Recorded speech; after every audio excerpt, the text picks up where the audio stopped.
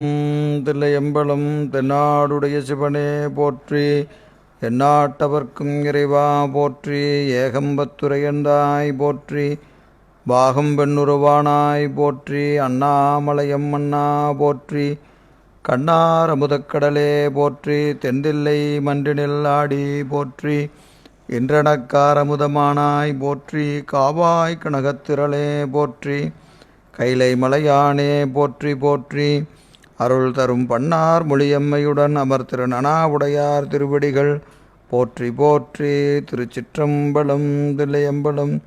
புளியர்கோன் வெப்பொழித்த புகழியர்கோன் கடல் போற்றி. ஆளிமிசை கல்மிதப்பில் அணைந்த பிரானடி போற்றி. வாழி திருநாவலூர் வன்தொண்டர் பதம் போற்றி. ஒளிமலி திருவாதவூரர் திருத்தாள் போற்றி. சைவத்தின் மேல் சமயம் வேறு இல்லை, அதில் சார் சிவமாம் தெய்வத்தின் மேல் தெய்வம் இல்லெனும் நான்மறை செம்பொருள் வாய்மை வைத்த சிதிரு தேவாரமும் திருவாசகமும் உய்வைத்தரச் செய்த நால்வர் பொற்றாள் எம் உயிர் துணையே.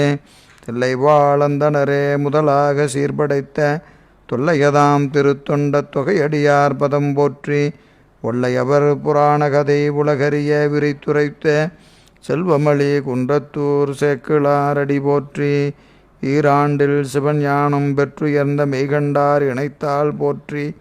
நாராண்ட பல்லடியார்க்கு அருள் புரிந்த அருள் நந்தி நற்றாள் போற்றி. நீராண்ட கடந்தை நகர் மறைஞான சம்பந்தர் நிழல்தாள் போற்றி. சீராண்ட தில்லை நகர் உமாபதியார் செம்பதும திருத்தாள் போற்றி போற்றி. திருச்சிற்றம்பலம். தில்லையம்பலம்.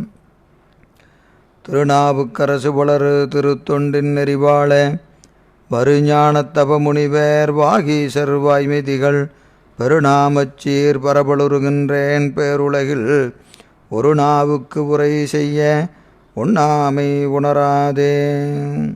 திருச்சிற்றம்பலம். தில்லையம்பலம். எல்லாமல்ல ஈர்த்தனை ஆண்ட எந்தை பிரான் அருள் தரும் பன்னார்மொழி அம்மையுடன் அமர் திருநனாவுடை பெருமானது திருவடி தாமரைகளை மணமொழி மேகலாலே வணங்கி அடியேனை இந்த சென்னரிலே ஆற்றுப்படுத்திய ஞானாசிரிய பெருமக்களுடைய திருவடி தாமரைகளை மணமொழி மேகலாலே வணங்கி இந்த சிவப்பிரகாச ஞான சிந்தனையை செய்மெடுத்து கொண்டிருக்கின்ற அத்துணை அடியார் பெருமக்களுடைய திருவடி தாமரைகளையும் மணமொழி மேகலாலே வணங்கி மகிழ்கின்றேன். திருவருளும் குருவருளும் கூட்ட நம்முடைய உமாபதி சிவனார் அருளி செய்த சிவப்பிரகாசமாகிய ஞானப்பணுவலை தொடர்ந்து சிந்திப்பதற்கும் வழிபாடு செய்வதற்கும் நமக்கு திருவருள் வாய்க்க பெற்றிருக்கிறது. அந்த வகையிலே திருவருளையும் குருவருளையும் நீள நினைந்து நாம் கடந்த வகுப்பில் சிவப்பிரகாசத்தினுடைய 71வது பாடலை நாம் சிந்தித்தோம். அந்த 71வது பாடலினுடைய தொடர்ச்சியாக தசகாரியம் என்று சொல்லக்கூடிய நிலையில் அந்த 10 காரியங்களும், அதனை 5ஆக சொல்லக்கூடிய நின்மல அவத்தை என்று சொல்லக்கூடிய நின்மல சாக்கரம், நின்மல சொப்பனம், நின்மல சுளுத்தி, நின்மல துரியம், நின்மல துரியாதீதம் என்று சொல்லக்கூடிய 5 அவத்தைகளும், இந்த 5 அவத்தைகளை நமக்கு சிவப்பிரகாசத்தில் ஆன்ம தரிசனம், ஆன்ம சுத்தி, ஆன்ம லாபம் என்று 3ஆக சொல்லுகின்ற நிலையும் உண்டு என்று இதையெல்லாம் நாம் ஒருவாறு போன வகுப்பில் பார்த்தோம். இதில் தசகாரியம் என்று சொல்லக்கூடிய நிலையில் 5 காரியங்களை நாம் போன வகுப்பில் பார்த்தோம். தத்துவ ரூப தரிசன சுத்தி, ஆன்ம ரூபம் சிவரூபம், ஆன்ம ரூபம் சிவரூபம் என்று சொல்லக்கூடிய வகையில் ஆன்ம தரிசனம் அதையும் நம்ம பார்த்துட்டோம். 6 காரியங்கள் நம்ம போன வகுப்பில் பார்த்தோம். அதாவது தத்துவ ரூபம், தத்துவ தரிசனம், தத்துவ சுத்தி, ஆன்ம ரூபம், ஆன்ம தரிசனம், சிவரூபம் ஆக 6 காரியங்கள் நாம் போன வகுப்பில் பார்த்தோம். இதில் அவத்தை, நின்மல அவத்தை என்று சொல்லக்கூடியதில் முதல்ல இருக்கக்கூடியது நின்மல சாக்கரம். நின்மல சாக்கரம் என்பதில் தசகாரியங்களில் 4 காரியங்கள் உண்டு. ஆன்ம தரிசனம், தத்துவ ரூபம், தத்துவ தரிசனம், தத்துவ சுத்தி, ஆன்ம ரூபம், ஆன்ம ரூபம் ஆக 4 காரியங்கள் சேர்ந்து நமக்கு நின்மல அவத்தையில் நின்மல சாக்கரம் என்ற சொல்லாலே குறிக்கப்படுகிறது என்பதை பார்த்தோம். அடுத்து 2வது இருக்கக்கூடிய அவத்தை நின்மல சொப்பனம். நின்மல சொப்பனம் இதில் சிவரூபம், ஆன்ம தரிசனம், சிவரூபம், ஆன்ம தரிசனம் இது நமக்கு 2வது சொல்லக்கூடிய நிலை. இப்போது இந்த இரண்டாவது நிலை தான் நமக்கு சிவப்பிரகாசத்தில் சொல்லக்கூடிய ஆன்ம தரிசனம். நம்ம நல்லா ஒரு நினைவு வைத்துக்கொள்ளுங்க. இந்த ஆன்ம தரிசனம் என்ற சொல்லு தசகாரியத்திலே ஆன்ம தரிசனம் உண்டு, இங்கே சொல்லக்கூடியதில் என்ன உண்டு? ஆன்ம தரிசனம் உண்டு. ஆனால் அங்கே ஆன்ம தரிசனம் என்பது தசகாரியத்தில் ஒன்றை குறிக்கிறது, ஒரே ஒரு காரியத்தை குறிப்பது. இங்கே சொல்லக்கூடிய ஆன்ம தரிசனம் என்பது எதுங்க? நின்மல சொப்பனம். நின்மல சொப்பனம் என்கின்ற சொல்லை குறித்து அதன் மூலமாக சிவரூபத்தில் ஆன்ம தரிசனம், சிவரூபத்தில் ஆன்ம தரிசனம். அப்போ ரெண்டு காரியம் அங்கே இருக்குது. இங்கே சிவபிரகாசத்தில் ஆன்ம தரிசனம் என்று சொல்லக்கூடிய அந்த பாடலுடைய அந்த கருத்தில் தசகாரியத்தில் ரெண்டு காரியம் உண்டு, ரெண்டு காரியம் உண்டு. நேரடியாக நம்ம ஆன்ம தரிசனம் மட்டும் அங்கே எடுத்துக்கக்கூடாது. சிவரூபமும் ஆன்ம தரிசனம் என்பதை ரெண்டையும் சேர்த்து தான் அங்கே என்ன சொல்கிறாரு? ஆன்ம தரிசனம்னு சொல்கிறார். அது நம்ம தசகாரியத்தின் பார்வைக்கும் சிவப்பிரகாசத்தினுடைய பார்வைக்கும், சிவப்பிரகாசத்தில் தசகாரியம் பார்க்கும்போதே ஆன்ம தரிசனம் என்ற சொல்லு ரெண்டை குறித்து நிற்கிறது. சிவரூபம், சிவ தரிசனம். அது எது? நின்மல சொப்பனம். 5 அவத்தையில் 2வது அவத்தையை குறிக்கக்கூடிய சொல். 2வது அவத்தை என்னதுங்க? நின்மல சொப்பனம். நின்மல சொப்பனம் என்பது நின்மல அவத்தையில் 2வது அவத்தை, 2வது அவத்தை. அப்போ முதல் அவத்தையை ஏன் சொல்லலை அப்படின்னா, அதுக்கு நான் போன வகுப்புலேயே நம்ம சொன்னோம். எதனால்? அங்கே என்ன உண்டு? அங்கே ஆணவ மலத்தினுடைய தொடக்கு உண்டு, ஆணவ மலத்தினுடைய தொடக்கு உண்டு. எனவே அதனால் இங்கே என்ன எடுத்துக்கல? சிவப்பிரகாசத்தில் அந்த நின்மல சாக்கரம் என்று சொல்லக்கூடிய அவத்தையை கருத்தில் கொள்ளலை. இங்கே இவர் 3 தான் சொல்கிறார். ஆன்ம தரிசனம், ஆன்ம சுத்தி, ஆன்ம லாபம் என்று 3 சொல்லுகிறார். 10 3 சொல்கிறாரு. அதில் முதல்ல இருக்கக்கூடிய 4 கருத்தில் கொள்ளலை. 2வது அவத்தை சொல்கிறாரு, 3வது அவத்தையே சொல்லலை. 4 சொல்கிறாரு, 5 சொல்கிறார். 4 சொல்கிறாரு, 5 சொல்கிறார். இதுதான் அவத்தையை சொல்லக்கூடிய இடம். சரி, இப்போ நின்மல சொப்பனம் என்பதை நம்ம போன வகுப்பில் பார்த்தோம். அடுத்தது பார்த்திங்கன்னா 3வது அவத்தை எதில்?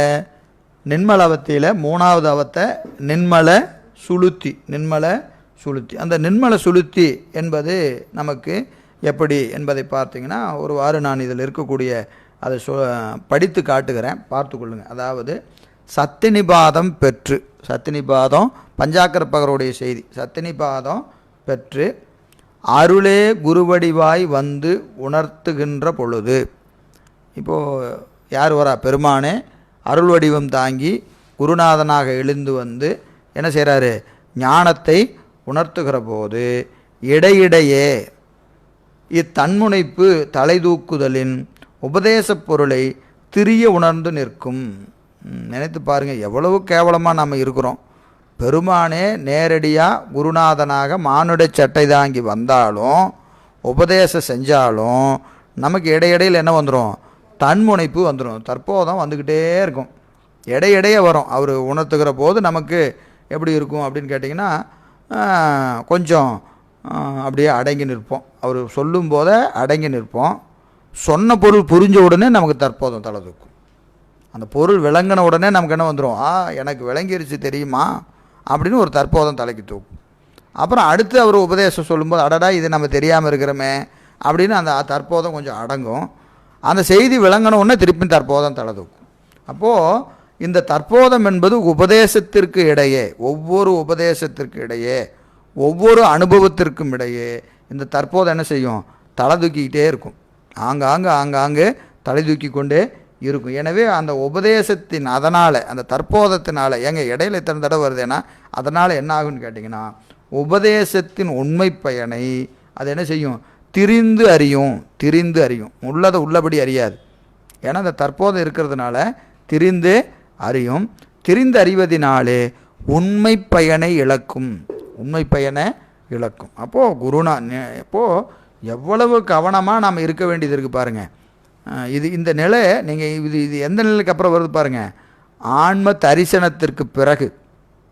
இது முதல்ல வந்தால் பரவாயில்ல, அது அப்படி தான் இருக்கும், நம்ம லட்சணம் அப்படி தான் விட்டுட்டு போயிடலாம். இது எப்போ நிகழ்கிறது? ஆன்ம தரிசனத்திற்கு பிறகு. ஆன்ம தரிசனம் நிகழ்னால சிவரூபம் யார்?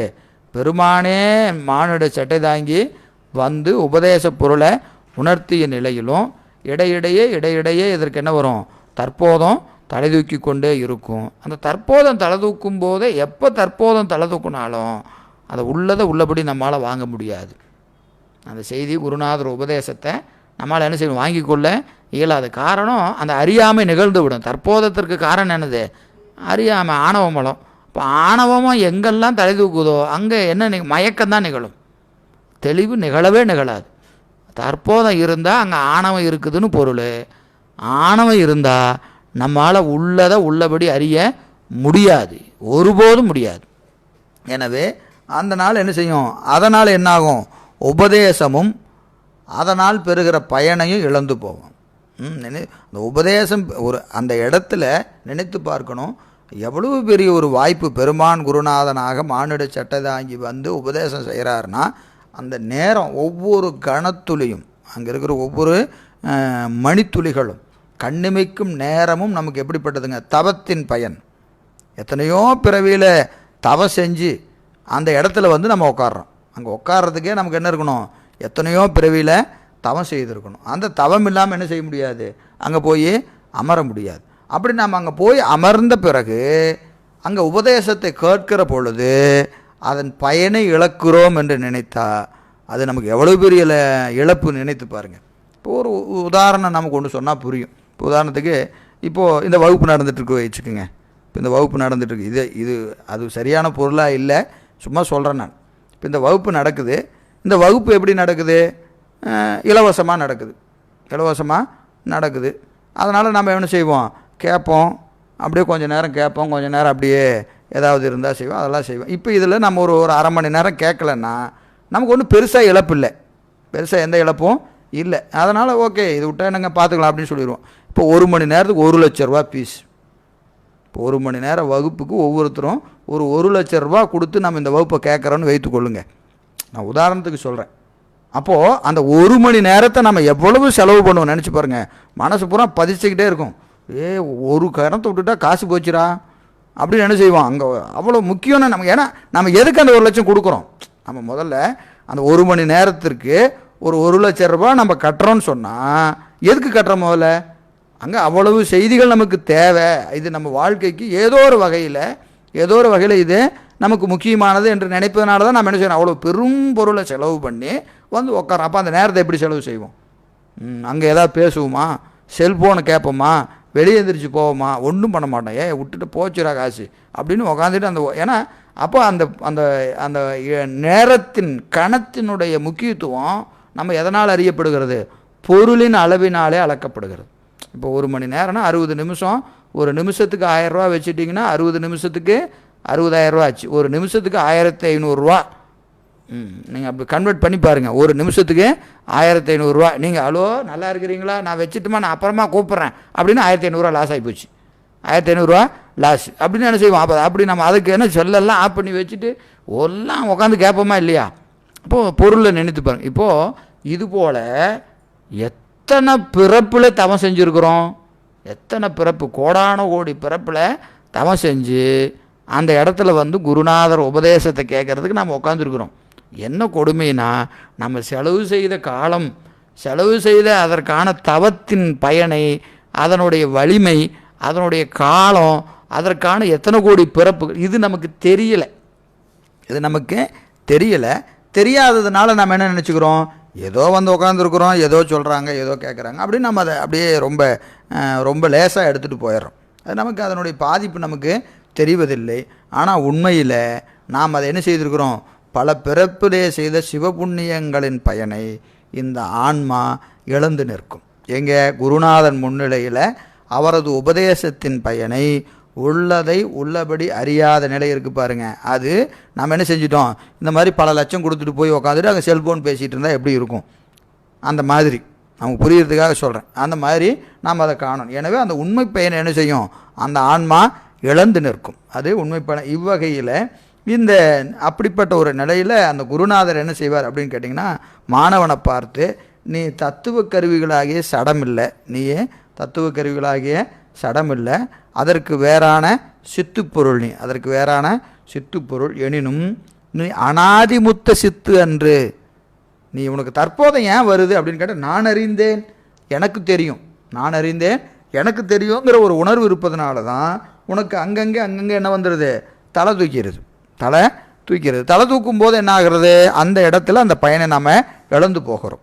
அப்போது அங்கே குருநாதர் அந்த இடத்துல நமக்கு மிகப்பெரிய ஒரு உபகாரம் என்ன செய்கிறாரு, நீ அறிந்தேன் நினைக்கிறையே, நீ அறியலையா, உனக்கு தானே அறிகிற அறிவு கிடையாது, நீ சிற்றறிவு, உனக்கு மேலே என்ன இருக்குது, ஒரு பேரறிவாகி சிவம் ஒன்று இருக்கிறது, அந்த சிவம் என்ன செய்கிறது, உனக்கு உணர்த்துகிறது, அதனால தான் நீ உணர்கிறாய் என்பதை நீ என்ன செய்யணும், ஒவ்வொரு முறை அறியும் போதும், ஒவ்வொரு முறை அறிகிற போதும் இறைவன் உணர்த்த நான் அறிகிறேன், இறைவன் உணர்த்த தான் நான் அறிகிறேன், அவன் உணர்த்தலைன்னா நம்மளை என்னது ஒன்றும் இல்லை, வெற்று காகிதங்கள். நமக்கு அறிவுன்னு பேரே அதிகம், அறிவுங்கிற பேரே அதிகம். எனவே அந்த ஒவ்வொரு முறையும் நமக்கு அந்த எண்ணம் வந்துக்கிட்டே இருக்கு பாருங்கள், நான் தெரிந்து கொண்டேன், நான் அறிந்து கொண்டேன் என்கிற உணர்வு வரும்போதெல்லாம் இது பெருமான் உணர்த்தியது, நமக்கு அறிகிற அந்த தகுதி இல்லை என்று என்ன செய்யணும், அதை நமக்கு என்ன செய்யணும், உணர்த்தி கொண்டே இருக்கணும். இது என்னது, கண்ணொளியை வைத்து கொண்டு குருநாதர் காட்டுறாரா இல்லையா, நம்ம ஏற்கனவே கண்ணொளி விளக்கொளித்து காட்டிடும் என்றில்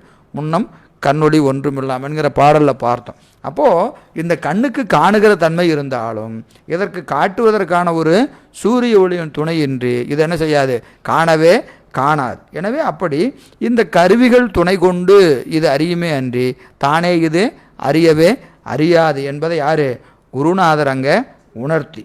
எனவே நீ யார், நீ அங்கே கருவிகளின் வாயிலாகத்தான் அறியக்கூடியவன். அப்போது அந்த கருவிகள் வாயிலாக அறிகிறேன்னு சொன்ன உடனும் இவனுக்கு அந்த தற்போதம் தளதுக்கு. ஏன்னு கேட்டிங்கன்னா, அருளின் துணையாக நான் அறிவதினாலே அருளே எனக்கு கருவி. நாம் சொல்கிறோம்ல, நான் சொன்னால் சாமி உடனே அப்படியே செய்வார், நான் சொன்னால் சாமி அப்படியே செய்வார். நாம் சொன்னதை சாமி செய்கிறதா, சாமி சொல்கிறத நாம் செய்கிறதா?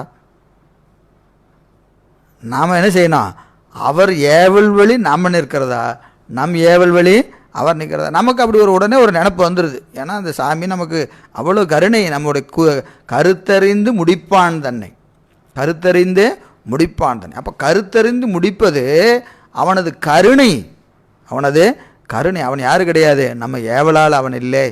ஒரு தாய் தன் குழந்தைக்கு ஓடி ஓடி ஓடி ஓடி வேலை செய்கிறானா, அந்த தாய் அவளுக்கு குழந்தைக்கு யார் வேலைக்காரியா? எப்படி இருக்கணும், அந்த குழந்தை மேலே வச்சுருக்கிற அன்பு, அந்த அன்பினாலே அவள் என்ன செய்கிறா, ஓடி ஓடி அதை செய்கிறா. அதுக்காக குழந்தை என்ன செஞ்சிடக்கூடாது, நமக்கு நம்ம அம்மா வேலைக்காரி, அம்மா அதை எடு இதை எடு அப்படின்னு நம்ம அது.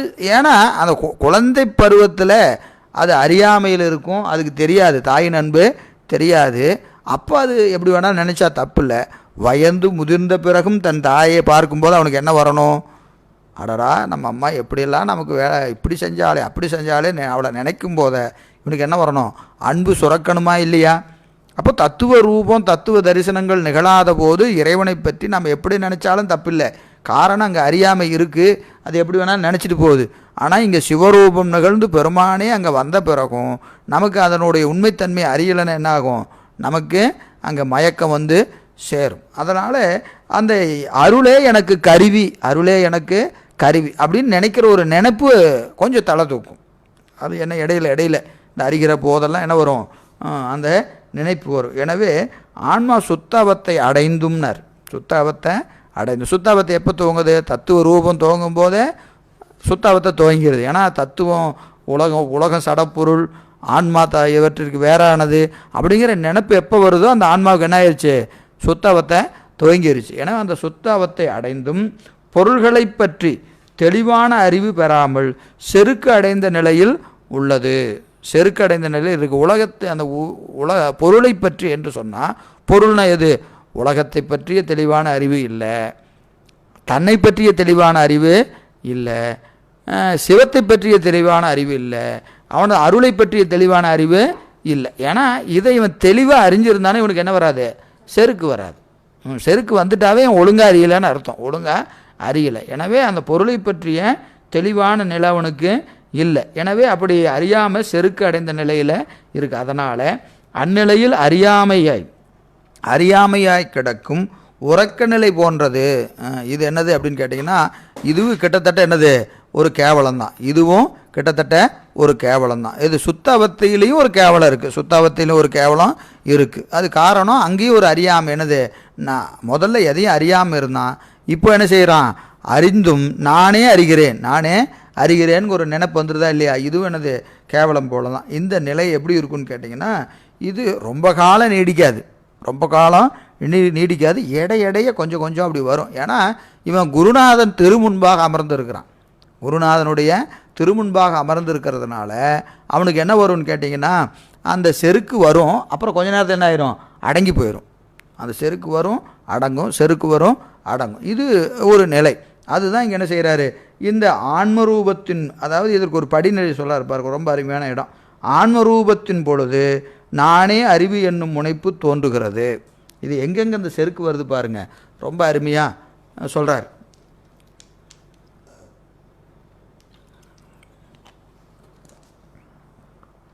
ஆன்ம ரூபத்தின் பொழுது நானே அறிவு என்னும் முனைப்பு தோன்றுகிறது. முதல்ல ஆன்ம ரூபம் என்னது, நான் தத்துவத்தின் வேறானவன், நான் தத்துவத்தின் வேறானவன், நான் சடமல்ல, நான் சடமல்ல, நான் அறிவு பொருள் அப்படின்னு நினைக்கிறானா இல்லையா, நான் அறிவு தெரியுமா அப்படின்னு ஒரு செருக்கு வரும். ஆன்ம ரூபம் அறியும் போது அவனுக்கு என்ன வந்துடுது, ஒரு செருக்கு வரும். அந்த செருக்கு என்ன ஆகுமா, சிவரூபத்தில் அடங்குகிறது. அது எங்கே அடங்கும், சிவரூபத்தில். அந்த பெருமானுடைய அந்த குருநாதர் வடிவுக்கு போகும்போது நான் அறிவுன்னு, அப்புறம் ஐயாவுக்கு முன்னாடி நம்ம ஒன்றும் சொல்லாதீங்க அப்படின்னு சொல்கிறோமா இல்லையா. நமக்கு தனியாக போய் யாராவது பாராட்டான்னு செய்வோம், இன்னொரு முறை சொல்லுங்க நல்லா தான் இருக்குது அப்படிம்போம். பெரியவங்களுக்கு முன்னாடி போகும்போது என்ன ஆகும், அவரை வச்சுட்டு அதெல்லாம் சொல்லாத அப்படின்னு என்ன அர்த்தம், அவர் அந்த பக்கம் போனோடனே சொல்லுன்னு அர்த்தம். அவருக்கு முன்னாடி சொல்லாத, அந்த பக்கம் போனோடனே என்ன நல்லா பாராட்டியா அப்படின்னு அர்த்தம். ஏன்னா அது நமக்கு தேவையாக இருக்குது, ரெண்டு பேர் பாராட்டினா சந்தோஷமாக தான் இருக்குது. அது என்னது, அந்த ஆன்ம ரூபத்தம் எங்கே அடங்குது, அதில் வர செருக்கு, ஆன்ம ரூபத்தில் வர செருக்கு சிவரூபத்துக்கு முன்னாடி அடங்கும், சிவரூபத்துக்கு முன்னாடி அடங்கும். அப்புறம் அந்த சிவரூபத்தில் ஒரு முனைப்பு தோன்றும். சிவரூபத்தில் ஒரு முனைப்பு என்னது, நான் யார் தெரியுமா, ஐயாவுடைய மாணவன், நான் அவருடைய மாணவன் என்று சொல்லி அந்த சிவரூபம் கிடைச்சதுனால ஒரு செருக்கு வந்துடும். சிவரூபம் வந்ததுனால ஒரு செருக்கு வருமா, அந்த செருக்கு எங்கே அறியும், சிவ தரிசனத்தில் அடங்கும். சிவ தரிசனம் ஆகும்போது இந்த சிவரூபத்தில் வந்த செருக்கு அடங்கும், சிவரூபத்தில் வந்த செருக்கு அடங்கும். அப்புறம் அந்த சிவ தரிசனத்தில் ஒரு செருக்கு வரும். அதன் பின்னர் ஆன்ம சுத்தி நிகழ்கிறது, அது ஆன்மா அருளிலே அடங்குகிறது. அப்போ அந்த சிவதரிசனத்தில் வரக்கூடிய செருக்கு எதில் அடங்குது, ஆன்ம சுத்தியில் அடங்குகிறது. அது ஆன்ம சுத்தி அடைஞ்சிட்டு அதுக்கப்புறம் என்ன வராது, செருக்கு வராது. இது காலையில் சும்மா வீட்டில் நாங்கள் பேசி கொண்டு இருக்கும்போது ஒரு உதாரணம் பார்த்தோம், அது சரியாக பொருத்தமாக இருக்குது. என்னென்னு பார்த்தீங்கன்னா, இப்போ பள்ளிக்கூடத்தில் நமக்கு ஒரு எலிமெண்ட்ரி ஸ்கூலில் ஒரு குழந்தை படிக்குதுன்னு வச்சுக்கோங்க, 5வது முடிச்சுட்டு அது எங்கே போகும், இப்போ ஹையர் செகண்டரி ஸ்கூலுக்கு போகும். ஹையர் செகண்டரி ஸ்கூலுக்கு போகும்போது எப்படி போகும் அப்படின்னு கேட்டிங்கன்னா, அந்த நாள் உள்ளே போகும்போதே அப்படியே பம்பிக்கிட்டே போகும். சும்மா வேறு ஒதுக்கு பேசிகிட்டு இருந்தால் சரியாக இதுக்கு பொருத்தமாக இருக்குது, அதனால் சொல்கிறேன். அந்த போகும்போது எப்படி போகும் பாருங்கள், ஒரு 6வது படிக்கிற குழந்தைய இன்றைக்கி தான் ஸ்கூலுக்கு கொண்டு போய் சேர்த்தும் போது எப்படி போவோம், அப்படியே பம்பிக்கிட்டே போவோம். எங்கே போகிறதுன்னு தெரியல, இந்த ரூமுக்கு போகிறதா தெரியல, அந்த ரூமுக்கு போகிறதா தெரியல, எங்கே போகிறது, எங்கே கிளாஸ் ரூம்னு ஒன்றும் தெரியாமல் அப்படியே பம்பிக்கிட்டே போவோம். அப்புறம் ஒரு வருஷம் ஆச்சுன்னு வச்சுங்க, ஒரு வருஷம் 7வது போகும்போது எப்படி போவோம், அப்படி ஒரு நட மாறு. அது நட போகும்போது நாங்கள்லாம் அந்த 6வது குழந்தைக்கு இது சீனியர், அது போகும்போது ஒரு நட மாறு. இது 10வது போயிடுச்சுன்னு வச்சுங்க, நாங்கள் இந்த ஸ்கூலில் நாங்கள் தான் பெரிய ஆள் அப்படின்ட்டு அது போகும்போது அந்த 10வது ஸ்கூல் திறக்கும்போது நமக்கு கீழே 4 ஸ்டாண்டர்ட் இருக்குது. அதெல்லாம் நம்மளை பார்த்து என்ன சொல்லுவோம், அண்ணே அக்கான்னு சொன்னோடனே இதுங்களுக்கு அப்படியே நாம தான் பெரிய ஆள் அப்படின்னு ஒரு நினப்பு வந்துடும். இது 10வது முடிச்சுட்டு திருப்பியும் வேறு ஸ்கூலில் 11வது போகும்போது எப்படி போகும் தெரியுங்களா, முதல்லேருந்து செருக்கெல்லாம் அடங்கி போயிடும். அதே பம்பில் எப்படி இந்த 6வது போகும்போது எப்படி பம்பிக்கிட்டு போச்சோ அப்படியே போகும். அவன் முடிச்சுட்டு 12வது போயிட்டான்னு வச்சுங்க, உடனே நடமாறிடும். அப்போ ஒரு இடத்துக்கு அந்த புதிய ஒரு பரிணாமத்திலிருந்து இன்னொரு பரிமாணத்துக்கு வருகிற போது அடங்கும். அந்த பரிணாமத்துக்கு பழகிருச்சுன்னு என்ன ஆயிரும், உடனே நெஞ்ச நிமித்திக்கும், நான் யார் தெரியுமா அப்படிங்கும். அவன் அங்கேருந்து காலேஜ் போனான்னு வச்சுங்க, ஃபஸ்ட் இயர் போகும்போது எப்படி போவான், அப்படியே பம்பிக்கிட்டே போவான். செகண்ட் இயர் தேர்ட் இயர் போயிட்டேன்னு வச்சுங்க, அவனோட நான் சீனியர் சூப்பர் சீனியர்மா எல்லாம் முடிச்சு சூப்பர் சீனியர்னு சொல்லிட்டு காலேஜை முடிச்சுட்டு வேலைக்கு போகும்போது கையை கட்டிட்டு பம்பிட்டு போவான்.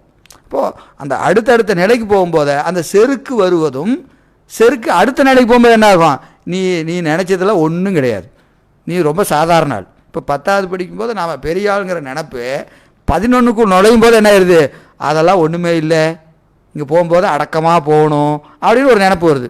இது 12வது போகும்போது என்ன ஆயிடுது, மாறுது. அதான் இப்போ ஒவ்வொரு இடத்துல அந்த செருக்கு இது உலகத்தில் நாம் வச்சு பார்க்குறோம். இது நம்ம அருளிலும் இது பொருந்தும், அருளில் இது பொருந்தும். நமக்கு இந்த அறிவுன்னு சொன்ன உடனே நமக்கு உடனே நம்ம என்னமோ பெரிய ஆளாயிட்டோம். நம்ம அறிவு அப்படின்னு ஒரு நினப்பு. அந்த அறிவு எங்காகுது, சிவரூபம். அந்த ஒவ்வொரு நிலையில் அடுத்து நமக்கு மேலே மேலே அந்த நிகழ்கிற போது அங்கே போகும்போது தான் நமக்கு என்ன தெரியும், அடடா நம்ம பெருசு நினச்சதெல்லாம் இங்கே ஒன்றுமில்லையாட்டிருக்குதே அப்படின்னு அங்கே ஒரு அடக்கம் வரும். அங்கே 4 நாள் பழகிட்டு என்ன ஆயிரும், இல்லை நான் பெரிய ஆள் தான், திருப்பியும் பழையபடி தலை தூக்கும். இது மாறி மாறி நிகழ்வதை பார்க்குறோம். அதான் இங்கே சொல்கிறார், இந்த வகையில் இந்த நிலையே காட்டுறோம். இப்போ இதற்கு தான் என்ன பேருங்க, சுளுத்தின்னு பேர். இதுக்கு என்ன பேர், நின்மல சுளுத்தி. அதாவது இங்கே ஒரு வகையில் இது ஒரு அறியாமை போன்றது, அறியாமை போன்றது. இந்த நிலையில் என்ன கிடையாது, தசகாரியம் கிடையாது, இங்கே எந்த தசகாரியமும் கிடையாது. எனவே இந்த நின்மல சுளுத்தி என்பது இங்கே காட்டுறோம். அப்போது இந்த நின்மல சுளுத்தி நிலையை யார் உணர்த்துறார், குருநாதர் கூட நின்று நீ நினைக்கிற இந்த நினைப்பெல்லாம் தப்பு, நீ நினைக்கிற நினைப்பெல்லாம் தப்பு, இது நானே அறிகிற அறிவு நீ அல்ல என்று சொல்லி அவர் உணர்த்திய நிலையில் இந்த ஆன்மா என்ன செய்கிறது, அந்த சுளுத்தியிலிருந்து மீண்டு அடுத்த நிலையாகிய நின்மல துரியம், அந்த நின்மல துரியம் என்று சொல்லக்கூடிய அந்த நிலைக்கு செல்கிறது. அப்போ அந்த நின்மல துரியத்தில் இந்த ஆன்மாவுக்கு நிகழக்கூடிய அனுபவம் எப்படி இருக்குது அப்படின்னு பார்த்தீங்கன்னா அதை அடுத்து காட்டுறாரு பாருங்க.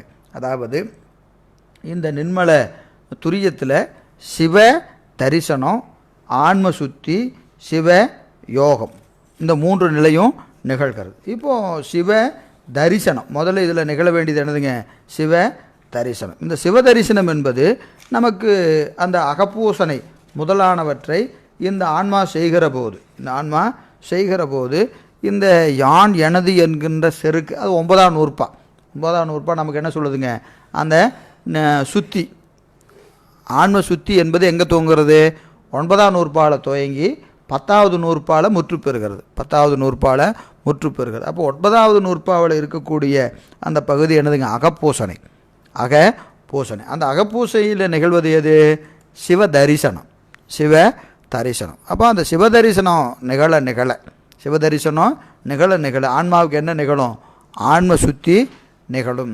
அந்த ஆன்ம சுத்தி நிகழ என்ன நிகழும், சிவ யோகம், சிவ யோகம் நிகழும். ஏன்னா எவ்வளவு அந்த ஆன்மா சுத்தி அடைகிறதோ அந்த அளவுக்கு என்ன செய்யும், சிவத்தோடு கூடும், அருளோடு கூடும். அது அந்த அழுக்கு நீங்க அது என்னாகும், அருளோடு கூடுகிற அந்த யோகம் கூடிக்கொண்டே வரும். சுத்தி முழுமை பெற்றால் யோகம் முழுமை பெறும், யோகம் முழுமை பெறும். அதுதான் நமக்கு அந்த 3 காரியமாக சொல்கிறார். எனவே அந்த வகையில் நீங்கள் சிவதரிசனம் என்பதை பார்க்கணுன்னா 9ஆம் நூற்பா தான், 9வது நூற்பா. அதில் முழுக்க நமக்கு அகப்பூசை 3வது அதிகரணத்தில் சொல்கிறாரா இல்லையா, அந்த 5 எழுத்து வடிவில் பெருமானை என்ன செய்யணும், அந்த அகத்தாமரையில் எழுந்தருளச் செய்து தத்துவமாகிய மலர்களை பாவித்து அதில் பெருமான் என்ன செய்யணும், மூர்த்தி மானாக அங்கே ஆன்மா இது ஞான பூசைக்குரியது. ஞான பூசை தான் இங்கே பேச்சு, சிவபூசைக்குரியது இங்கே இல்லை. என்னது, கிரியா பூசை இங்கே இல்லை. இந்த இடத்துக்கு உரியது என்னது, ஞான பூசனை தான். ஏன்னா நிர்மல் அவத்தை என்பது எங்கே இருக்குது, ஞான பூசணையில் தான் நிர்மல் அவத்தை. எனவே ஆன்மாவை என்ன செய்யணும், அங்கே சிவலிங்கமாக பாவித்து, ஆன்மாவை சிவலிங்கமாக பாவித்து அதற்குரிய அந்த அபிடேகம் முதலானவையில் என்னதுங்க, ஆன்மாவை செய்கிற சுத்தி. எனவே அந்த சிவலிங்கம் ஆன்மா, அந்த சிவலிங்கத்துக்குள்ளே எழுந்தளிக்கிற பெருமான் யார், பரசிவம். அந்த சிவலிங்கத்துக்கு செய்யக்கூடிய அபிடேகம் முதலானவையெல்லாம் அதற்கான சுத்தி என்று பாவித்து என்ன செய்யணும், அந்த சிவ தரிசனத்தை அங்கே காணணும். இதய தாமரையில் பெருமானை கண்டு அதனால் என்னாகும், ஆன்மா சுத்தி அடையும். சுத்தி அடைகிற போது இது என்னது, இது ஓதுமுறை. நிற்கும் முறை 10ஆம் நூற்பால் சொல்கிறாரா இல்லையா, ஏகனாகி இறைபணி நிற்க. இது என்னதுங்க, நிற்கும் முறை, ஏகனாகி இறைபணி நிற்க. இப்படி ஆன்மா ஏகனாகி இறைபணி நின்றால் அங்கே என்னாகும், சுத்தி முழுமை பெறும், சிவயோகம் நிகழும். இந்த 3 எது, சிவ தரிசனம், ஆன்ம சுத்தி, சிவ யோகம் ஆகிய இந்த 3 என்ன செய்கிறாரு, நின்மல துரியம் என்று நமக்கு காட்டுகிறார். இந்த நின்மல துரியம் தான் நமக்கு என்ன சொல்கிறாரு, ஆன்ம தரிசனம். எதில், மூணாவது சொல்கிறோமா இல்லையா? ஆன்ம தரிசனம் சொல்லியாச்சு. ஆன்ம சுத்தி ரெண்டாவது சொல்கிறது ஆன்ம சுத்தி. மூணாவது சொல்லும்போது ஆன்ம தரிசனம் ஆன்ம சுத்தி, ரெண்டாவது சொல்கிறது ஆன்ம சுத்தி. இந்த ஆன்ம சுத்தி என்பது நின்மல அவத்தையில் என்னதுங்க? நின்மல சுளுத்தி, மன்னிக்கணும், நின்மல துரியம். நின்மல துரியம்தான் இதில் எது ரெண்டாவது காரியமாக சொல்லக்கூடிய ஆன்ம சுத்தி. இதில் மூணு காரியம் உண்டு. எது? சிவ தரிசனம், ஆன்ம சுத்தி, சிவ யோகம். அடுத்து நாலாவது இருக்கக்கூடியது துரியாதீதம், நின்மல துரியாதீதம். அது என்னதுங்க? சிவபோகம். அதுதான் என்னது? ஆன்ம லாபம். அதை அடுத்தடுத்து பாட்டில் நமக்கு சொல்கிறார். நம்ம அடுத்து பாட்டுக்கு போயிடலாம். எனவே இந்த வகையில் நமக்கு 10 காரியங்களை நாம் என்ன செஞ்சுருக்கிறோம்? 5ஆக பார்த்துருக்குறோம், 3ஆகவும் பார்த்துருக்குறோம். 3ஆக பார்ப்பது தான் சிவபிரகாசனுடைய கருத்து. 3ஆக பார்ப்பது தான். அதுக்குள்ளே இதெல்லாம் அடங்குகிறது. எனவே நாம் அதை ஒருவாறு பார்க்கலாம். இப்போ 72வது பாட்டு நாம் பார்க்கணும். இது ஆன்ம தரிசனம். இது நமக்கு சிவஞான போதத்தில் 8ஆம் நூற்பாவுக்குரிய கருத்தை இங்கே சிந்திக்கத்தக்கது. 8ஆம் நூற்பாவை நம்ம பலமுறை சிந்தித்திருக்கிறோம். எல்லாரும் பாடம் நிறையா கேட்டிருக்கிறீங்க. எனவே நம்ம 8ஆம் நூற்பாவுக்குள்ளே போக வேண்டியதில்லை. 8ஆம் நூற்பாவின் கருத்து இந்த பாடல். 8ஆம் நூற்பாவினுடைய கருத்து இந்த பாடல் என்ற அளவில் வைத்து கொள்ளுங்க. அங்கே என்னதுங்க? ஆன்ம தரிசனமும் இங்கே தத்துவ சுத்தியும் இங்கே நிகழ்கிறது. இதில் நிகழ்கிறது. ஆனால் நம்ம ஏற்கனவே அதெல்லாம் என்னது நிர்மல சாக்கரம்னு சொல்லும்போதே தத்துவ சுத்திலாம் சொல்லியாச்சு. ஆனால் உண்மையில் நிகழும்போது எப்படி நிகழ்கிறது? இங்கே தான் 8ஆம் நூற்பாவில் தான் தத்துவ சுத்தி நிகழ்கிறது. தத்துவ சுத்தி முற்று பெறுவது இங்கே 7ல் துவங்குகிறது, 8ல் தான் முற்று பெறுகிறது. சரி, அது ரொம்ப குழப்ப வேண்டாம், விட்டுருங்க. சரி, பாட்டுக்கு வந்துருங்க. தன்னறிவு அதனால் தனக்கு அறிவில்லை ஏனும், தன்னறிவாக எல்லாம் தனித்தனி பயனருந்தும், தன்னறிவு அறியும் தன்மை தன்னாலே தனையறிந்தால் தன்னையும் தானே காணும் தானதுவாகி நின்றேன். மீண்டும் ஒரு முறை படிக்கிறேன். தன்னறிவு அதனால் தனக்கு அறிவில்லை ஏனும், தன்னறிவாக எல்லாம் தனித்தனி பயனருந்தும், தன்னறிவு அறியும் தன்மை தன்னாலே தனையறிந்தால் தன்னையும் தானே காணும் தானதுவாகி நின்றே. தன்னறிவு அதனால் தனக்கு அறிவில்லை ஏனும், அதாவது ஆன்மா தனக்கென்ற என்ன கிடையாதுங்க, ஒரு அறிவு ஆன்மாவுக்கு இல்லை. தன்னறிவு அதனால் என்னது? தனக்கு அறிவில்லை ஏனும், அதாவது நான் அறிய இந்த தன்னுடைய அறிவினாலே ஆகக்கூடிய காரியம் எதுவுமே ஆன்மாவுக்கு இல்லை. காரணம் என்ன அப்படின்னு கேட்டிங்கன்னா அது என்னது? முதல்ல அது சிற்றறிவு. முதல் தகுதி என்னது? ஆன்மாவினுடைய அறிவு சிற்றறிவு. அறிவித்தால் அறிகிற அறிவு, மறந்து அறிகிற அறிவு, இப்படி என்னென்ன குறை உண்டோ எல்லா குறையும் எதுக்கு உண்டு? இந்த அறிவுக்கு உண்டு. எனவே தனக்கு அறிவில்லை ஏனும், அதாவது இங்கே அறிவில்லைன்னு சொன்னால் என்ன அறிவில்லைன்னு அர்த்தங்க? அறிவு இருந்தும் பயனில்லை. என்ன பயன்? நேரடியாக இதுக்கு ஒரு பயனும் இல்லை. அது என்னது? பெருமான் இதற்கு கருணை செய்தால் இந்த அறிவினால் பல நல்ல விஷயங்களை இது அறிந்து கொள்ளலாம். அப்போது நல்ல விஷயத்தை நாம் அறிந்தாலும் கூட இது யார் காட்டினது? அவர் காட்டினதுனால இது காணுகிறது. எவ்வளோ அவன் அதை காட்டாமல் வேறையை காட்டியிருந்தால் இது அதையும் பார்த்துக்கிட்டு தான் இருக்கும். நேற்று வரைக்கும் அப்படி தானே பார்த்துட்டு இருந்தது. எதையோ பார்த்துட்டு இருந்தது. உடனே இன்றைக்கி எதோ ரெண்டு பார்த்த உடனே நான் யார் தெரியுமா, நான் நல்லவன் தெரியுமா, வல்லவன் தெரியுமான்னு பேசுது. நீ நல்லவன் வல்லவனா நேற்று நீ பார்த்துருக்கலாமே, நேற்று ஏன் நல்லதெல்லாம் பார்க்கலை அப்படின்னா அவன் காட்டலைங்க. அப்போ அவன் காட்டாததுனால நீ நல்லதை பார்க்கலன்னா இன்றைக்கி நல்லதை பார்ப்பது என்னது? அவன் காட்டுவதனால தான் நீ பார்க்கிறவளே, நீ விரும்பி எதையும் பார்க்கலை. எனவே தன்னறிவு அதனால் தனக்குரிய சிற்றறிவினாலே தனக்கு எதுக்கு? ஆன்மாவுக்கு என்னது கிடையாது? அறிவு ஒன்று இல்லை. அதனால் ஒரு பயன் இல்லை. அந்த அறிவை வச்சுக்கிட்டு இது ஒன்றும் செய்ய முடியாது. அப்போது அப்படி இருந்தாலும் இது எப்படி அறியுமா? தன்னறிவாக எல்லாம் தனித்தனி பயனருந்தும். இந்த அறிவை வச்சுக்கிட்டு தானாக அறிகிற அறிவு தனக்கு இல்லை, சுதந்திரம் இல்லை, பேரறிவு இல்லை, ஒன்றொன்றாக அறியும், மறந்து அறியும். இத்தனை வச்சுக்கிட்டு இவன் என்ன சொல்கிறான்? நானே பார்த்தேன். எங்கே போனால் நம்ம பார்த்தோமா இல்லைங்களா? சில பாடலுக்கு முன்னாடி என்ன பார்த்தோம்? இந்த சூரியன் காட்ட காணுகிறேன் என்று சொல்லக்கூடியவர்கள் ஒருவரும் இல்லை, ஒருவரும் இல்லை. எல்லாம் என்ன சொல்கிறான்? நானே பார்த்தேன் என்று சொல்கிறானா இல்லையா? அதுதான் இங்கே அந்த ஓமை தான் இங்கே பொருத்தி பார்க்கணும். தன்னறிவாக எது காணுகிறது எல்லாமே தனது அறிவாலே கண்டதாக. இது என்ன செய்யும்? எல்லாம் தன்னறிவாக எல்லாம் அருந்தும். எதை அறிஞ்சாலும் என்னென்ன அறியும்? நான் அறிந்தேன் என்று தான் அறியுமே ஒழிய அது எப்படி அறியும்? தனித்தனி பயன் அருந்தும். அதை அறியும் போது எப்படி அறியும்? கண்ணை பற்றி நின்று ஒன்றை அறியும், காதை பற்றி நின்று. இந்த 5 பொறிகளின் வழியாக ஒவ்வொரு விடயங்களை மாறி அறியும். அதில் எங்கள் கண்ணுனால தான் சரி, காதால் கேட்கும்போதாவது அவங்க சொல்ல நான் கேட்குறேன்னு சொல்லுமானா சொல்லாது. இல்லை நுகரும் போத எதனால் அறிஞ்சாலும் நான் அறிஞ்சேன்னு தான் சொல்லுவான். எது? இந்த 5 பொறியின் வழியாக எதை அறிந்தாலும் எப்படி அறிவான்? நான் அறிந்தேன் தான் அறிவான். எனவே எல்லாம் தனித்தனி பயன் அருந்தும். அதை நான் அறிந்தேன் என்று சொல்லி அதை அனுபவிக்கும். எப்படி அனுபவிக்கும்? அதுவாய் நின்று அதனதன் பயனை அதுவாக நின்று இது அறிந்து கொண்டிருக்கும். அதனுடைய இன்பப்படும், துன்பப்படும், மயக்கப்படும், இப்படி எல்லாம் என்ன செய்யும்? அறிந்து கொண்டிருக்கும். பயனை அருந்தும். என்ன பயனை? அந்த விடயங்களின் பயனை இது நுகரும், தானாக நின்று நுகரும். அப்போது இந்த நிலையில் இந்த ஆன்மாவுக்கு தன்னறிவு அறியும் தன்மை. ஆனால் இது நமக்கு அறிகிற தகுதியெல்லாம் இல்லை, நமக்கு அறிவித்தால்தான் அறிகிறது என்கின்ற இந்த ஆன்மாவின் உண்மையான அந்த அறிவினுடைய இலக்கணத்தை, தன்னறிவு அறியும் தன்மை, அறிவினுடைய தன்மை, ஆன்மாவின் அறியும் தன்மையை எப்படி அறியும்? தன்னாலே என்னது? தனது தலைவனாலே. அப்போது நான் என்னுடைய அறிவு இவ்வளவு கீழ்மையானது என்பதை அறிவதற்கு கூட இதுக்கு அறிவு கிடையாது. இதற்கு யார் வரணும்? பெருமான் தான் வரணும். பெருமான் தான் வந்து இதை உணர்த்தணும். அப்போ எது? சிவரூபத்தில் ஆன்ம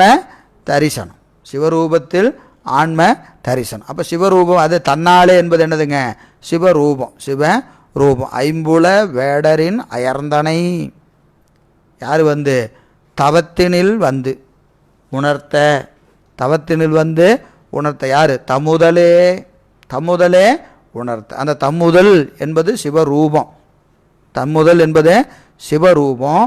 அவர் வந்து என்ன சொன்னார்? நீ ஐம்புல வேடரின் அயர்ந்தனை. அது நமக்கு நேராக நீங்கள் சித்தியாரில் போனீங்கன்னா அது என்னது?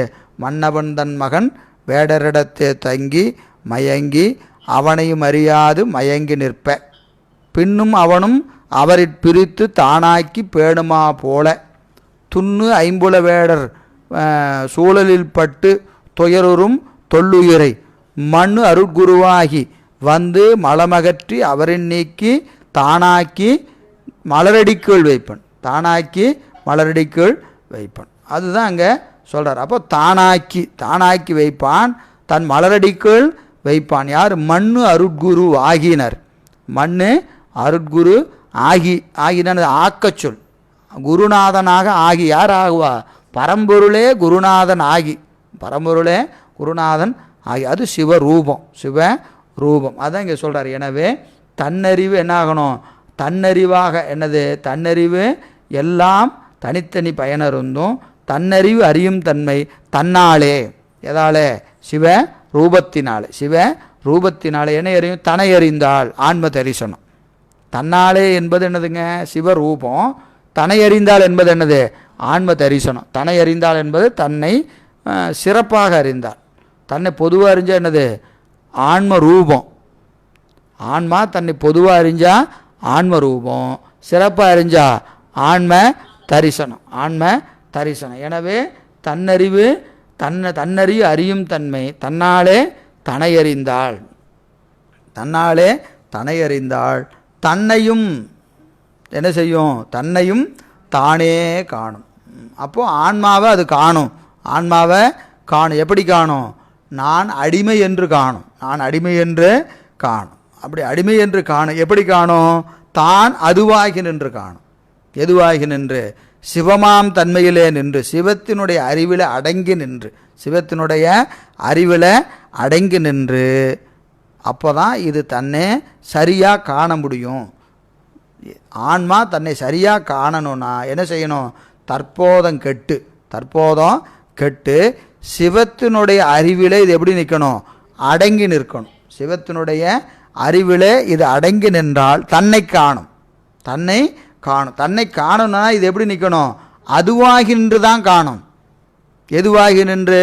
சிவமாகி நின்றால் தான் தன்னை காண முடியுமே ஒழிய தானாக நிற்கிற வரைக்குமே தன்னை காண முடியாது. தானாக நிற்கிறது நான் ஆன்மான்னு நினைக்கிற வரைக்கும் ஆன்மாவை காண முடியாது. நான் அடிமைன்னு எப்போ உணர்றானோ அப்போ தான் இவன் காணுவான். நான் அடிமை என்று இவன் என்று உணர்கிறானோ என்று அனுபவப்படுகிறானோ அன்றுதான் ஆன்மாவின் உண்மை இலக்கணத்தை இந்த ஆன்மாவினால் என்ன செய்ய முடியும்? அறிய முடியும். அப்போ நாம் அடிமை என்று உணர்கிற போது நமக்கு தலைவன் ஒருவன் உண்டு. அவன் ஏவல் வழி நிற்பது தான் நம்முடைய கடமை. நமக்கு சுதந்திரம் கிடையாது. அவன் காட்டினாதான் காண முடியும். அவன் காணாதது நம்மால் காண முடியாது என்கின்ற எல்லா அனுபவங்களும் நிகழணும். நான் அடிமை தானே, சரிங்க நான் அடிமை தான், எங்கே நாம் என்ன பார்த்துருவோன்னா அப்படியெல்லாம் பார்க்க முடியாது. அடிமை என்ன எங்கே சொல்லக்கூடாது, வாய் சொல்லி பிரயோஜனம் இல்லை. எங்கே நிற்கணும்? ஏகனாகி இறைபணி நிற்கணும். அனுபவமாக நிகழ வேண்டும். அடிமை என்பது அனுபவமாக நிகழ வேண்டும். அதுதான் சிறப்பாக அறிதல். நானும் அடிமை தாங்க அப்படின்னு சொல்லிவிட்டு அது என்னது? ஆன்ம ரூபந்தான். அது என்னது? ஆன்ம ரூபம். ஏன்னா என்ன பொதுவாக சொல்லு பேச்சளவில் வந்திருக்கு. நாம் அடிமை என்பது பேச்சளவில் தான் இருக்குது. இன்னும் அனுபவத்துக்கு வந்துருச்சானா வரலை. எங்கே வந்துச்சு? வந்ததுன்னா நானுங்கிற எண்ணம் எங்கே வராமல் வந்துட்டு தான் இருக்கு. இன்றைக்கி வரைக்கும் வந்துட்டு தான் இருக்குது. எதை செஞ்சாலும் நான்கிற நினைப்பு வருது. நமக்கு செய்தார்கள் என்று வருகிறது, நமக்கு செய்யலைன்னு வருது. நமக்கு செஞ்சாலும் நமக்கு செஞ்சாங்கன்னு வருது, செய்யலைன்னா நமக்கு செய்யலைன்னு வருது. எல்லா அனுபவங்களும் இருந்து கொண்டு தான் இருக்கிறது. எனவே அப்போ என்ன இருக்குது? இன்னும் நமக்கு தரிசனம் நிகழலை, ரூபம் நிகழ்ந்துருக்கு. ரூபம் என்றைக்கு சித்தாந்தம் படிக்க ஆரம்பித்த உடனே நமக்கு என்ன வந்துருச்சு? ரூபம் நிகழ்ந்துருச்சு. அதில் எல்லாம் ஒன்றும் சந்தேகம் இல்லை. காரணம் என்னது? நம்ம தத்துவங்களின் வேறானவன் நமக்கு இன்ப துன்பங்கள் எல்லாம் இறைவனால் கூட்டப்படுகிறது என்கிற அளவில் நமக்கு நிகழ்ந்திருக்கிறது. எனவே அல்ல என்னது? ஆன்ம ரூபந்தான். அது பொதுவாக நிகழ்வது தான். அப்போது என்ன நிகழணும்? தற்போதம் கெடணும். அது கெடணும்னா அது திருவருள் தான் உணர்த்தணும். சரி, அந்த வகையில் இங்கே என்ன செய்கிறாரு? ஆன்ம தரிசனம் சொல்கிறார். அடுத்த பாட்டு ஆன்ம சுத்தி. 73வது பாட்டு பாருங்கள். தத்துவமானவற்றின் தன்மைகள் உணரும் காலை உய்த்து அறிந்திட உதிப்பது ஒளிவளர் ஞானமாகும். அத்தன்மை அறியுமாறு அகன்றிட அதுவாய் ஆன்ம சுத்தமாம் சுத்த ஞானத்து ஒரு முதல் தோன்றுமன்றே. தத்துவமானவற்றின் தன்மைகள் உணரும் காலை உய்த்து அறிந்திட உதிப்பது ஒளிவளர் ஞானமாகும். அத்தன்மை அறியுமாறும் அகன்றிட அதுவாய் ஆன்ம சுத்தமாம் சுத்த ஞானத்து ஒரு முதல் தோன்றுமன்றே. தத்துவமானவற்றின் தன்மைகள் உணரும் காலை உய்த்து அறிந்திட உதிப்பது ஒளிவளர் ஞானமாகும். அதாவது தத்துவங்களினுடைய தன்மையை ஆராய்ந்து அறியுமிடத்து தத்துவமானவற்றின் தன்மைகள் உணரும் காலை அதை உண்மையை தத்துவத்தினுடைய இயல்பை ஆராய்ந்து உணர்ந்த விடத்து என்னது? அவற்றை கொண்டு அந்நியமாக அறிந்து அதனால் என்ன செய்துங்க?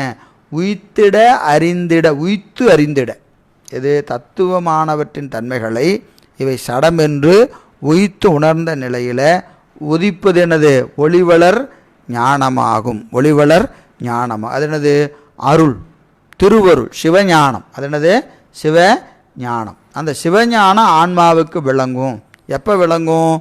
தத்துவங்களினுடைய உண்மை இயல்பை உள்ளதை உள்ளவாறு இது அறிகிற போது, எப்போ அறிகிறதோ அப்போ நம்ம சொன்னோம் இல்லைங்களா? முதல்ல அறிவது ரூபம். சிறப்பாக அறிஞ்சாதான் என்னது? தரிசனம். அந்த வகையில் தத்துவ கூட்டங்களுடைய இயல்பை உள்ளதை உள்ளவாறு அறிகிற நிலையில் இதுக்கு என்ன நிலகும்? சிவஞானம் விளையும். இங்கே ஒரு ஐயத்தை கேட்டு பாருங்க. அதாவது தத்துவ கூட்டங்களினுடைய இயல்பை உள்ளதை உள்ளபாரி அறிஞ்சால் நமக்கு என்ன நிகழும்? தத்துவ தரிசனம் தானே நிகழும். தத்துவ தரிசனம் தானே நிகழும் அப்படின்னு சொன்னால், தத்துவ தரிசனம் நிகழ்வதெல்லாம் இல்லை. தத்துவ தரிசனம் என்பது முதலே சொல்லியாச்சு. எங்கே சொல்லியாச்சு? முதலையே நின்மல சாக்கரத்தில் 7ஆம் நூற்பாவிலேயே சொல்லியாச்சு. அப்போ இங்கே தத்துவ கூட்டத்தினுடைய இயல்பை உள்ளவாறு அறியுது என்று சொன்னால் அது எப்படி அறியணும் அப்படின்னு கேட்டிங்கன்னா, இந்த தத்துவங்கள் இறைவனால் செலுத்தப்படுகிறது. தத்துவங்கள் இறைவனால் செலுத்தப்படுகிறது. எனவே நமக்கு வரக்கூடிய இன்பமாகட்டும் துன்பமாகட்டும் எந்த அனுபவமாக இருந்தாலும் வினைக்கு தக்கவாறு தான் பெருமான் நமக்கு செலுத்துவான். எனவே அவனுடைய ஆணையின்படி இவையெல்லாம் நிகழ்கிறது. எதுவுமே தனித்து நமக்கு எதுவும் நிகழ்வதில்லை. எனவே அப்போ நமக்கு இன்பம் வந்தால் என்ன செய்யணும்? திருவருள் என்று ஏற்றுக்கொள்ள வேண்டும். துன்பம் வந்தாலும் திருவருள்னு ஏற்றுக்கொள்ள வேண்டும். அப்போ அதற்கு நமக்கு வரக்கூடிய இன்ப துன்பங்களுடைய இயல்பை என்ன செய்யணும்? உள்ளதை உள்ளவாறு நீங்கள் அறியணும். எப்படி அறியலாம்? ஏற்கனவே முன் செய்த வினைக்கு ஈடாய் சிவனருள் செய்விப்பது என்றால் எய்தவனை நாடியர்.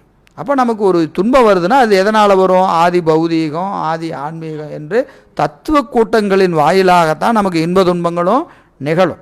அப்போ இன்ப துன்பங்கள் நமக்கு நிகழ்கிற காலத்து இவை இறைவனால் கூட்டப்பட்டிருக்கிறது. வினைக்கு தக்கவாறு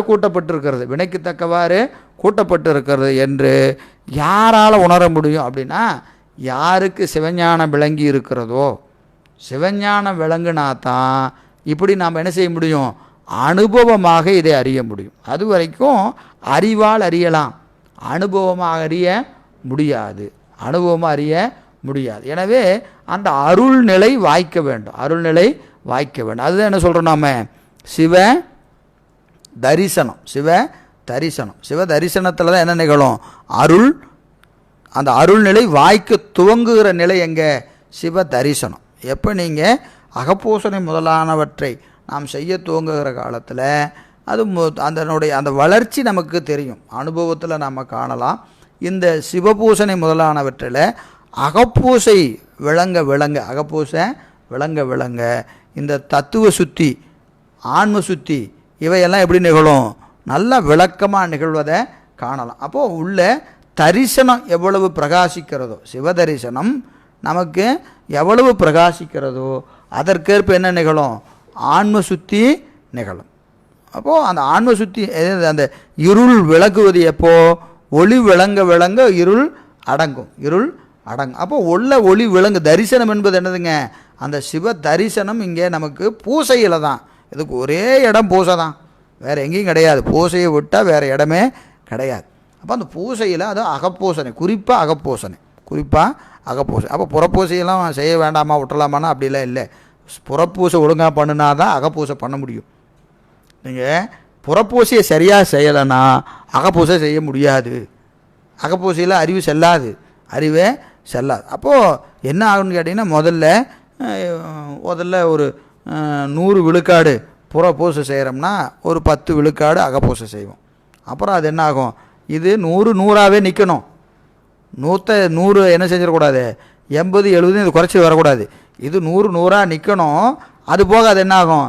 அது 10லிருந்து 20 30 40ன்னு அதனுடைய அந்த விழுக்காடு கூடிக்கிட்டே போகணும். எதில்? அகப்பூசையில் கூடிக்கிட்டே இருக்கணும். நமக்கு இல்லைங்க, எனக்கு 1 மணி நேரம் தான்.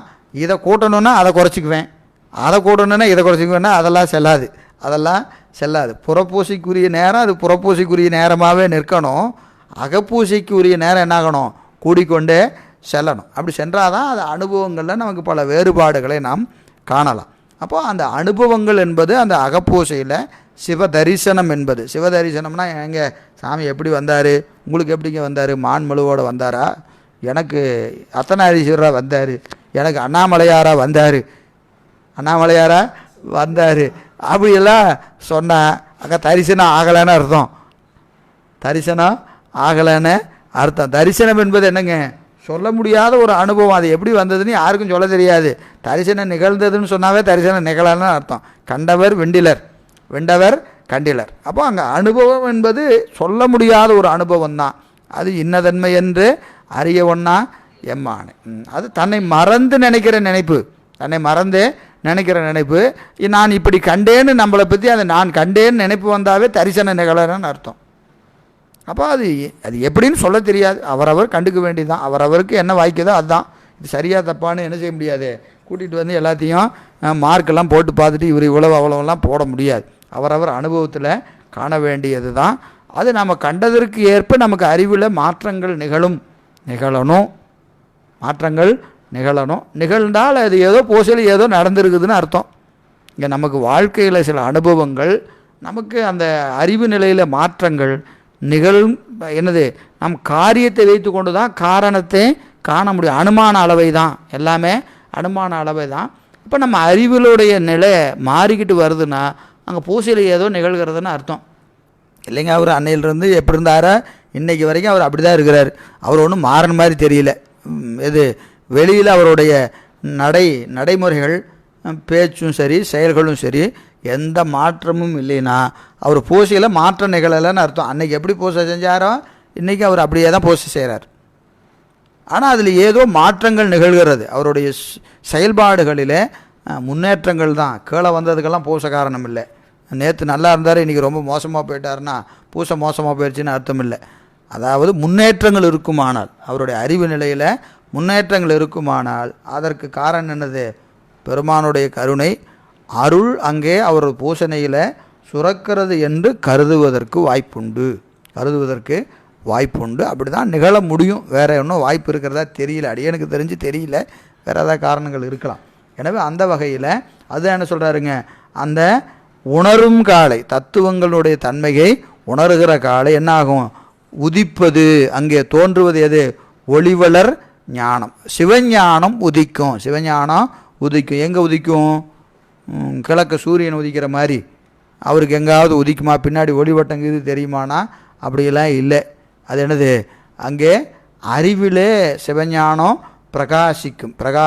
எனவே அப்படி அந்த பிரகாசிப்பதின் அத்தன்மை அறியுமாறு அகன்றிட, அதாவது அந்த அருளே காட்ட, அந்த அருள் காட்டுகின்ற காட்சி, அந்த அருள் தான் என்ன செய்யுதுங்க, இந்த தத்துவங்களின் தன்மைகளை நமக்கு காட்டி நிற்கிறது. இது இப்படிப்பட்டது, இது இப்படி, இதை நீ விட வேண்டியது இது, பெற வேண்டியது இது, இதையெல்லாம் நியமம் இதெல்லாம் நீ இப்படி இருக்கணும் என்று இதெல்லாம் எது காட்டி கொண்டு இருக்கிறது, அருள் தான் காட்டி கொண்டு இருக்கு. திரோதானமாக காட்டியது இப்போ என்னவா நின்று காட்டும், அருளாக நின்று காட்டும். திரோதானமாக காட்டும்போது எதை காட்டும், உலகத்தை தான் காட்டும். பொய்ப்பொருளை மெய்ப்பொருள் என்று காட்டி கொண்டு இருக்கும். இப்போ அருளாக நிற்பதினாலே பொய்யை பொய் என்றும் மெய்யை மெய் என்றும் உள்ளதை உள்ளபடி காட்டும். எனவே உள்ளபடி காட்டுகிற போது நாம் என்ன நினைப்போம், அடடா இதைத்தான் இத்தனை நாள் பிடிச்சிட்டு இருந்தோமா, இதை மெய்யென்று நினைத்து கொண்டு மயங்கி கடந்தமே, இதை என்ன செய்யணும், விடணும். ஆனால் இது இவ்வளவு உயர்ந்த பொருளை இத்தனை நாளைக்கு பிடிக்காம விட்டுட்டோமே, நம்ம பார்த்துக்கலான்னு காலத்தை கடத்தி வீணடிச்சிட்டோம். இனிமேல் ஒரு கணம் கூட இதை விடக்கூடாது, என்ன செய்யக்கூடாது, இதை விடக்கூடாது என்கின்ற உணர்வு வரும். அப்போ என்னது, அருள் காட்ட தத்துவ கூட்டங்கள் இயல்பையும் சிவத்தினுடைய இயல்பையும் இந்த ஆன்மா ஒரு சேர அறியும். என்னென்ன அறியும், இது விட வேண்டியது என்று அறியும், இது பெற வேண்டியது என்று அறியும். எனவே அப்படி அறிவதினாலே அதுவாய் அது என்னாகும், ஆன்ம சுத்தமாம். இதற்கு தான் என்ன பேர், ஆன்ம சுத்தின்னு பேர்.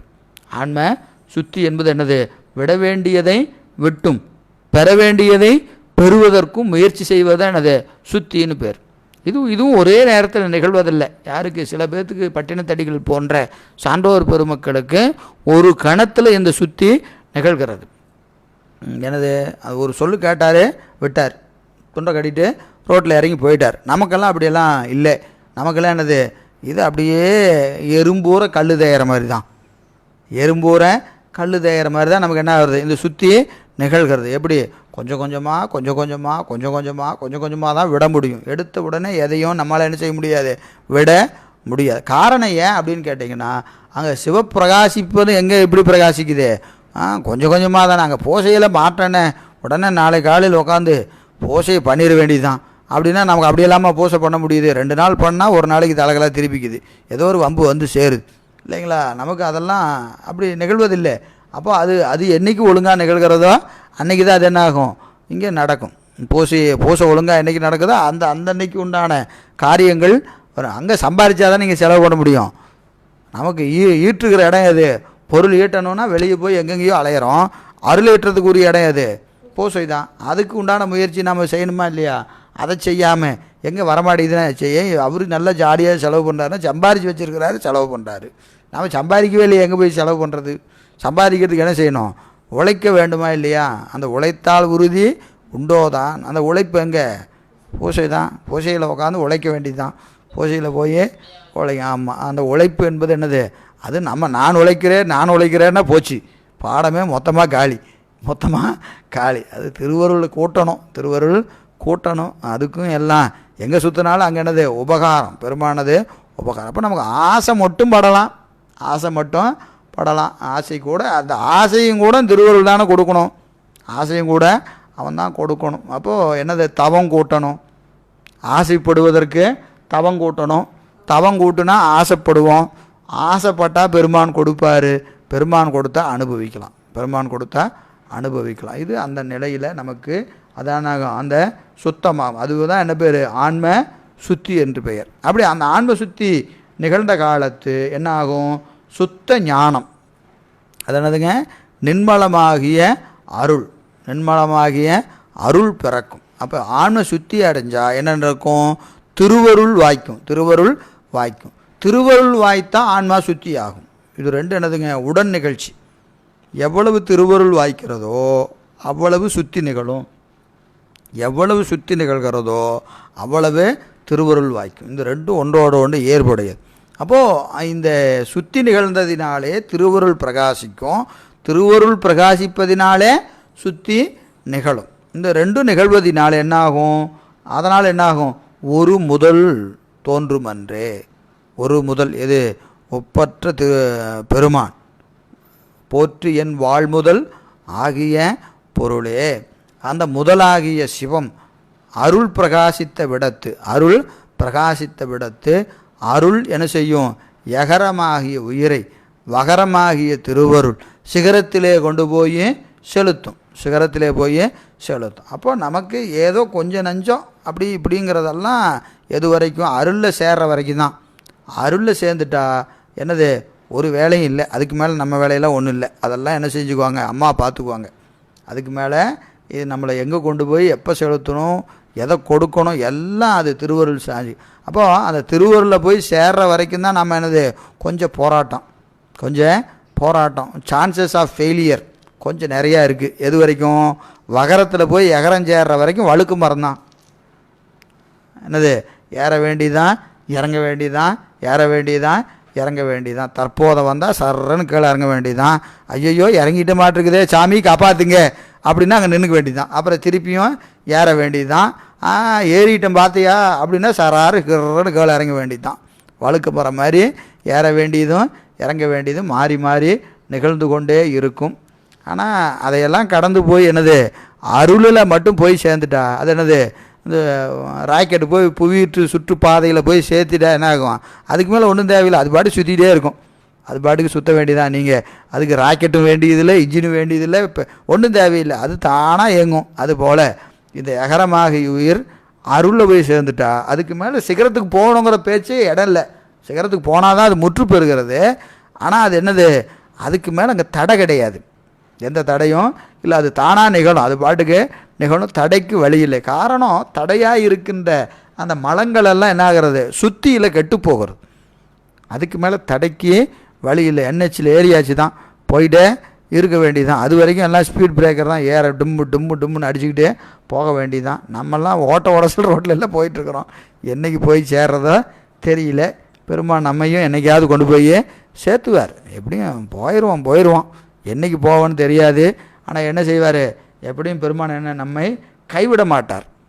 நம்மை நல்ல பெரியவங்களை கொண்டு போய் கரைத்தேர்த்துறதுல அவனுக்கு என்ன பெருமை இருக்குது இல்லையா? அவனுக்கு ஒரு பெருமையும் கிடையாது இல்லையா? படிக்காத மாணவனை படிக்க வச்சாதான் ஆசிரியருக்கு பெருமை. படிக்கிறவனை பெரிய பாஸ் போடுறதுல ஆசிரியருக்கு என்ன பெருமை இருக்குது? அதனால் பெருமானுக்கு நம்மை ஈடேற்றம் செய்வதில் தான் அவனுக்கு பெருமை இருக்குது இல்லையா? அதுதான் உண்மை. ஏன்னா நம்மை போன்ற இந்த கீழ்ப்பட்ட தகுதியில்லாத ஆன்மாக்களுக்கு அவன் மிக பெரும் கருணையை செய்து நாயேன் சவளையாய் கழிந்து போவேனோ நம்பி இனித்தான் நல்காயே என்று மணிவாசக பெருமான் அருள் செய்வது போல நம்மையும் என்ன செய்வார், நம்மையுமோர் பொருளாக்கி நாய்ச்சிபிகை ஏற்றுவித்து அம்மையனுக்கு அருளியவாறு ஆர்பெறுவார் அச்சோவே என்கின்ற மணிவாசக பெருமானுடைய திருவருளையும் சிந்தித்து இந்த பாடலை நிறைவு செய்கிறோம்.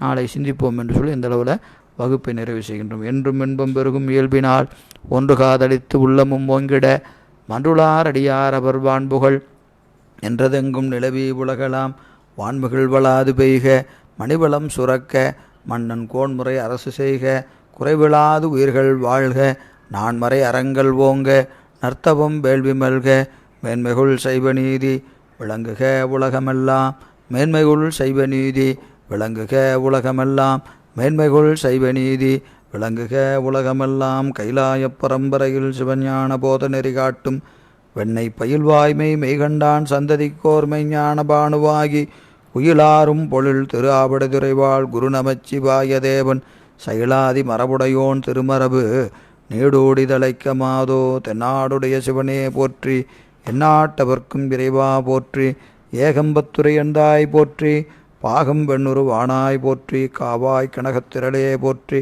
கைலை மலையானே போற்றி போற்றி அருள் தரும் பண்ணார் மொழியம்மையுடன் அமர் திருநனாவுடையார் திருவடிகள் போற்றி போற்றி. திருச்சிற்றம்பலம் தில்லையம்பலம்.